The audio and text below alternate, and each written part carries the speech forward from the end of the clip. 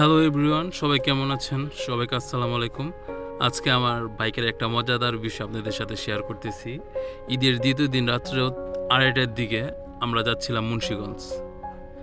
4টা বাইক আর 9 জন ফ্রেন্ড মুন্সিগঞ্জ যাচ্ছি। এর মধ্যে কি হলো, আমার বাইকটা বাপ্পি চত্বরের আগেই আমার বাইকের চেঞ্জ পকেটটা পড়ে গেছে। একটা স্পিড ব্রেকার পার করছি, পার করার সাথে সাথে আমার বাইকটা চেনে আওয়াজ হইতেছে আর গাড়ির গিয়ারে কোনো পাওয়ার পেতেছে না। পরে কী হলো, সাইড করলাম, সাইড করার পর দেখি চেন ঝুলতেছে। পর কী জানি একটা পড়ছে, আমি বুঝি নাই। পরে আমার ছোটো ভাই দ্বীপ এলাকার, ও দৌড়ায় গেল পিছনে, দৌড়ায় যায় দেখি হাতে করে কী জানি নিয়ে আসতেছে। আমি তোর হাতে কি, দেখি চেঞ্জ পকেট। আমি তো দেখে পুরো অবাক, এটা কোনো কথা? এমন ঘটনা আমি খুব কম শুনছি, আমি শুনি নাই আপাতত যে চেঞ্জ পকেট খুলে পড়ে গেছে।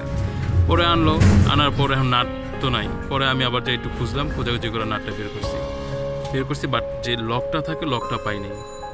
পরে সকালবেলা আমাদের এই ছোটো ভাই ও আসলো গ্যারেজ থেকে, আইসা বাইকের কাজ ধরছে।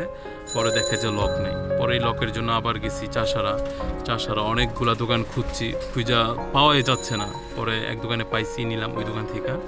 আমার কপালটা ভালো ছিল, তাই লকটা পেয়ে গেছি খুব সহজেই। 3-4টা দোকান ঘোরার পরে পেয়ে গেছি। আর ঈদের টাইম তো মোটামুটি সব দোকানেই বন্ধ, যে কটা ছিল ওগুলোর মধ্যে মাল ছিল না। একটার মধ্যে পাইছি, তাই নিয়ে নিছি।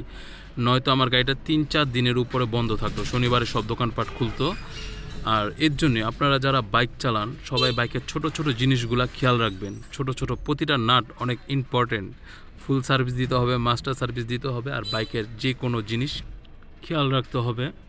আর প্রতিনিয়ত বাইকের যত্ন নিতে হবে, সার্ভিস টাইম টু টাইম করাতে হবে। তাহলে আর আশা করা যায় বাইকের এই ধরনের প্রবলেম আর আসবে না। ধন্যবাদ।